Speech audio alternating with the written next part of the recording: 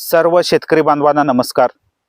तर जैविक शेतीमध्ये, ऑर्गॅनिक शेतीमध्ये गोमूत्राचा वापर का करावा आणि गोमूत्र म्हणजे काय आणि गोमूत्रामध्ये कोणकोणते घटक आहेत आणि गोमूत्र आपण कोणत्या पद्धतीने वापरायला पाहिजे आणि गोमूत्राचे फायदे कोणकोणते आहेत आणि गोमूत्र वापरल्याने आमच्या शेतीमध्ये, आमच्या मातीमध्ये कोणत्या प्रकारचे बदल होतात आणि गोमूत्राचे फायदे आमच्या पिकाला कोणत्या पद्धतीने होतं, तर सर्व माहिती आपल्याला महागणपती कृषी मराठी यूट्यूब चॅनलमध्ये आहे। तर आपण ते बघू शकता आणि आपण आपल्या शेतीमध्ये गोमूत्राचा वापर करावा, कारण मातीची ताकद वाढवणं हे खूप महत्त्वाचं आहे।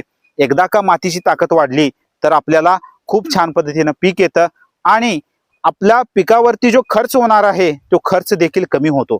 तर गोमूत्र खूप महत्त्वाचं आहे आणि ऑर्गॅनिक शेती ही खूप महत्त्वाची आहे।